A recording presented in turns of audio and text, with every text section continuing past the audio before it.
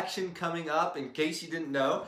And regardless of your political party that you're voting for, we are here to talk about if and how big of an impact an election can have on the housing market.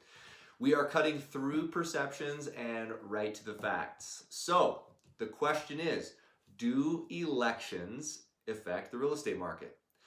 Well, a lot of things affect the real estate market, like interest rates, natural disasters, pandemics that we've all experienced and faced and dealt with this year. And yes, of course, elections do too.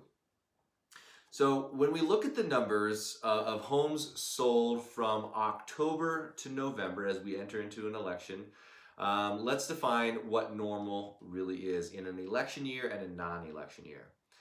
And so where we are today and what normal is that we see a normal percentage decrease from October to November in a non-election year of about 9% here in Utah and 10% across the country.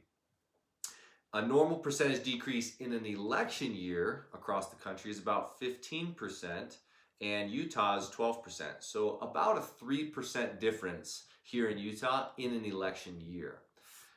We're seeing about another 3% decrease. So let's talk about what to expect during this fall. I'm interested to see if we really see less of a November decrease this year because of a few things that are driving buyers and sellers to act now. And the first thing is the pimped up demand. It's been a weird year, and we saw that there was a spring dip in March because of COVID.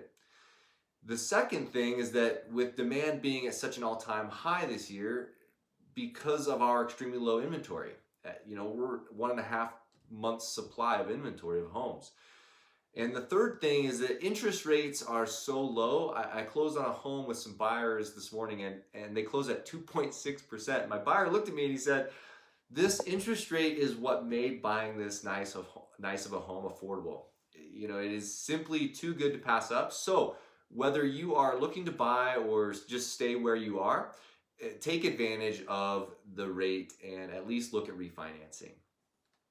The fourth thing that I'm interested to see is that our local Utah economy is holding pretty strong, and our unemployment rates have remained much lower than the rest of the country. We're around 4.5% compared to the rest of the country that's at 8.5%. So with these four factors, the demand, our low inventory, our interest rates, and the low unemployment that we're experiencing here in Utah, with these four things at play, there's incentives to buy or sell during this fall. However, some people may decide to wait until after the election, see how things shake out, or to hold on until after the holidays. And if that's you, there looks to be good news for you as well. So let's transition to that into what to expect after the election.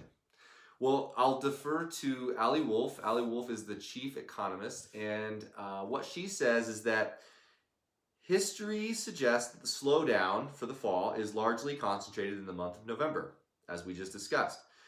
She continues to say, in fact, the year after a presidential election is the best of the 4-year cycle. This suggests that the demand for new housing is not lost because of an election uncertainty. Rather, it gets pushed out to the following year as long as the economy stays on track. So the bottom line is that if you are considering to buy or sell this fall, there are areas of the market you can definitely take advantage of that we just discussed. If you're thinking you want to wait till the spring 2021, it should be a very active market as well. Considering that chief economists, the statistics show that the spring after the election typically are the strongest of the 4-year cycle. So the spring 2021 should be very active and looks to be very strong as well. So I hope that you found this information helpful and insightful. If you have any questions, concerns, comments, please feel free to reach out to me and contact me anytime. And until I talk to you, take care and stay safe.